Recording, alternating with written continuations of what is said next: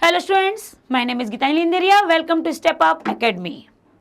प्रेमचंद के फटे जूते। जी हाँ, आपने परसाई जी का व्यंग बहुत अच्छे से पढ़ा और मैंने आपसे कहा था बहुत जल्द ही आपका वीडियो आने वाला है जिसमें होंगे प्रश्न अभ्यास। तो मुझे नहीं लगता कि मैंने देर की है और यहाँ पर देखते हैं हम प्रेमचंद के फटे जूते पार्ट 5 का प्रश्न अभ्यास।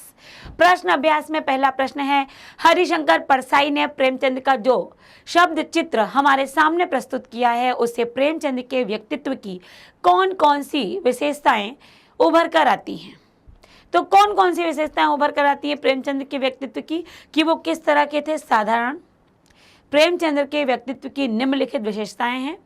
प्रेमचंद प्रदर्शनवाद के से दूर सादगी युक्त जीवन जीते थे। वे ऐसे जैसे थे वैसे ही सबके सामने दिखाई देते थे, उसमें वो संकोच नहीं करते थे, तो वो जो थे वही सबके सामने नजर आते थे। प्रेमचंद के विचार उच्च थे।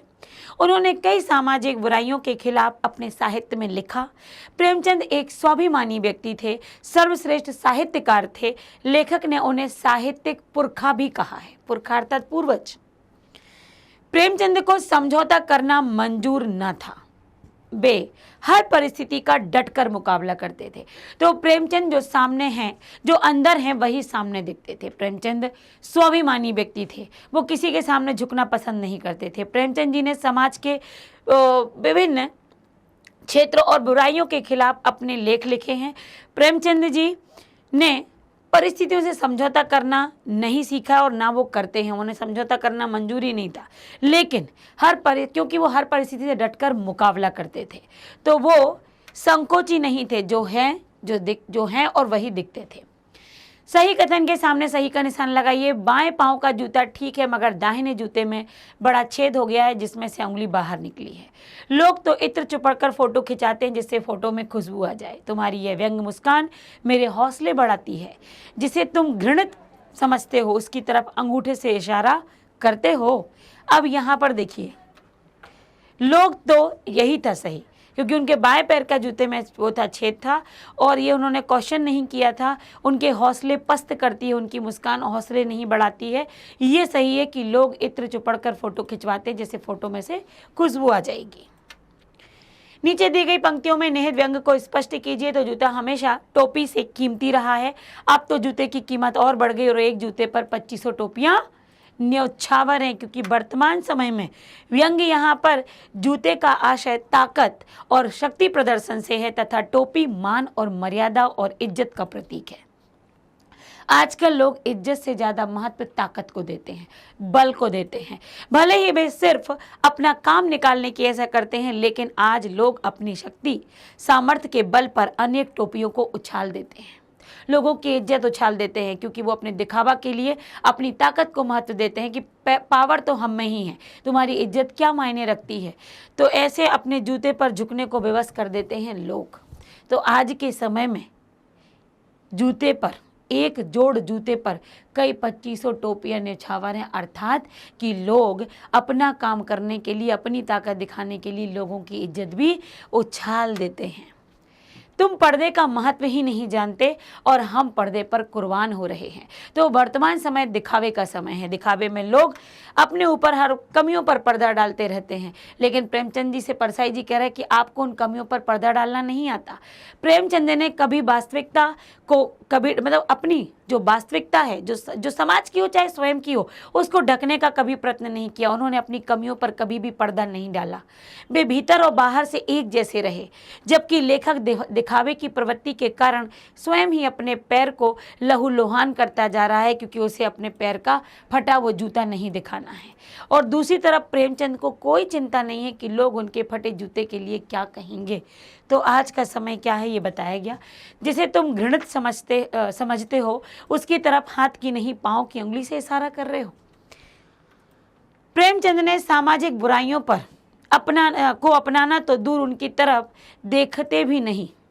प्रेमचंद गलत वस्तु तथा व्यक्ति को हाथ से नहीं बल्कि पांव की उंगली से ही संबोधित करते हैं, क्योंकि जो गलत है वो कहते हैं उसकी तरफ तो उंगली उठाना भी बेकार है, वो अपने उसे पैरों के नीचे रखते हैं। पाठ में एक जगह पर लेखक सोचता है कि फोटो खिंचाने की अगर यह पोशाक है तो पहनने की कैसी होगी, लेकिन अगले ही पल विचार बदलता है कि नहीं, इस आदमी की अलग अलग पोशाकें नहीं होंगी। आपके अनुसार इस संदर्भ में प्रेमचंद के बारे में लेखक के विचार बदलने की वजह क्या हो सकती है? क्योंकि ये महान साहित्यकार, महान उपन्यासकार, महान कथाकार होने के बाद भी इतना साधारण जीवन जीते हैं, तो ऐसे व्यक्ति की अलग अलग पोशाकें नहीं हो सकती। लोग प्रायः ऐसा करते हैं कि दैनिक जीवन में साधारण कपड़ों का प्रयोग करते हैं और विशेष अवसरों पर अच्छे कपड़ों का। लेखक ने पहले सोचा कि प्रेमचंद का खास मौके पर इतने साधारण, तो साधारण मौके पर सोचो वो कैसे रहते होंगे। परंतु लेखक को महसूस हुआ कि प्रेमचंद का व्यक्तित्व दिखावे की दुनिया से बहुत दूर है, क्योंकि वे जैसे भीतर हैं, जैसे अंदर हैं, घर के अंदर हैं, वैसे ही बाहर हैं। वो बिल्कुल भी बदलते नहीं हैं। वे वेशभूषा संबंधी खर्च को फिजूल खर्ची मानते हैं, इसलिए इन्होंने अपने लिए अलग अलग पोशाकें रखी ही नहीं होंगी, क्योंकि ये दिखावा जानते ही नहीं है। आपने ये व्यंग्य पढ़ा, इसे पढ़कर आपको लेखक की कौन सी बातें आकर्षित करती हैं? सादा जीवन, दिखावे की प्रवृत्ति से दूर होना। व्यंग्य की सबसे आकर्षक बात लगती है विस्तारण शैली। अच्छा, व्यंग्य पूछा है, प्रेमचंद नहीं, व्यंग्यकार। विस्तारण की जो शैली है, लेखक ने व्यंग्यात्मक शैली में महान साहित्यकार प्रेमचंद की विशेषताओं का चित्र प्रस्तुत किया है। इस पाठ में लेखक ने प्रेमचंद के साथ साथ स्वयं के दिखावे की प्रवृत्ति पर भी व्यंग्य किया है और सामाजिक करते हुए सामाजिक कुरीतियों पर भी व्यंग्य किया है कि आज समाज के लोग आखिर चाहते क्या हैं। यहाँ लेखक की जो छवि है वो ईमानदार को भी बल मिलता है, उस छवि से ईमानदार व्यक्ति को बल मिलता है कि बिल्कुल हम समाज से अलग है, हम समाज के दिखावे की ओर नहीं जीते, हमें दिखावा नहीं चाहिए, हमारे अंदर जो है वो सब कुछ सामने दिखता है।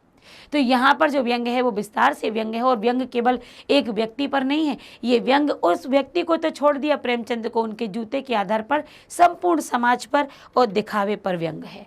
पाठ में टीले शब्द का प्रयोग किन संदर्भों को इंगित करने के लिए किया है? तो समाज की कुरीतियों के लिए, अन्याय के लिए, भेदभाव के लिए, जिसको देखकर भी अनदेखा नहीं कर पाए प्रेमचंद और उसके लिए जूझ पड़े।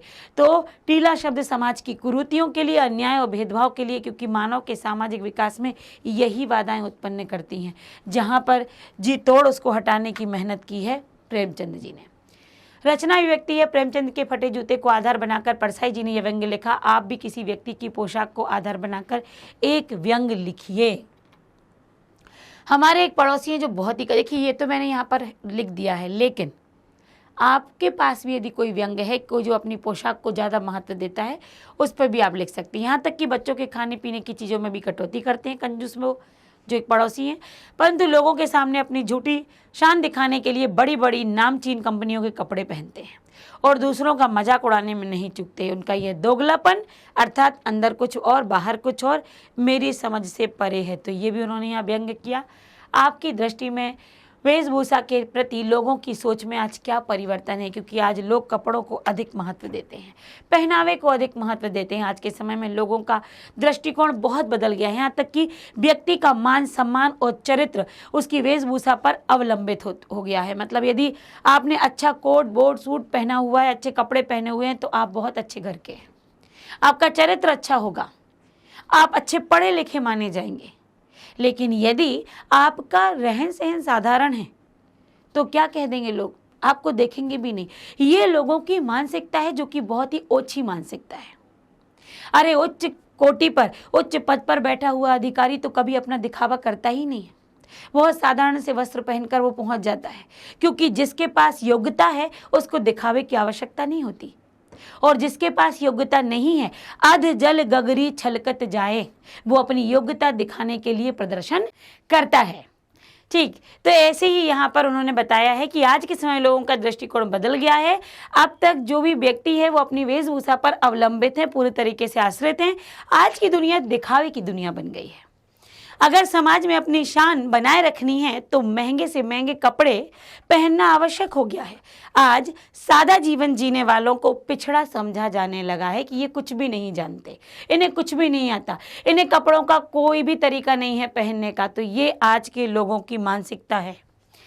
भाषा अध्ययन में देखिए, पाठ में आए मुहावरे छांटिए, उनका वाक्यों में प्रयोग कीजिए। तो पाठ में जो मुहावरे आए वो अटक जाना, न्योछावर होना, पछतावा, अच्छा ये पर यहाँ पर अटक जाना मतलब स्थिर हो जाना, उसके सुंदर कंगनों पर मेरी दृष्टि अटक गई, न्योछावर होना, कुर्बान होना। मंगल पांडे फिल्म देखने के बाद सर्वस्व न्योछावर करने का मन करता, पछतावा होना, पश्चाताप होना, अपने भाई के साथ झगड़ा करने के बाद आपको पछतावा होता है। रो पड़ना, पीड़ा महसूस करना, और लहूलुहान होना मतलब घायल हो जाना। प्रेमचंद के व्यक्तित्व को उभारने के लिए लेखक ने जिन विशेषणों का प्रयोग किया है उनकी सूची बनाइए। तो प्रेमचंद के व्यक्तित्व के लिए कौन कौन से विशेषण? महान कथाकार, उपन्यास सम्राट, जनता के लेखक, साहित्य पुरखे और युग प्रवर्तक। ये वो विशेषण हैं जो प्रेमचंद के आगे यहाँ परसाई जी ने लगाए हैं। युग प्रवर्तक, साहित्य पुरखे, महान कथाकार, उपन्यास सम्राट और जनता के लेखक। तो यहाँ पर प्रेमचंद के फटे जूते परसाई जी का समाज पर करारा व्यंग समाप्त होता है। पाठ को एक वीडियो में आपने पाठ को पढ़ लिया होगा और दूसरे इस वीडियो में आपने पाठ के अभ्यास भी समझ लिए। बहुत ही आसान से प्रश्न थे जो आपके लिए बहुत आसान थे क्योंकि आपने पाठ समझ लिया था। तो यहाँ पाठ कंप्लीट होता है, पूर्ण होता है, लेकिन हमारे साथ बने रहिए क्योंकि अगला पाठ भी बहुत जल्द आपके सामने प्रस्तुत होगा। तो यहाँ पाठ की समाप्ति और मिलते हैं अगले वीडियो में। Thank you so much.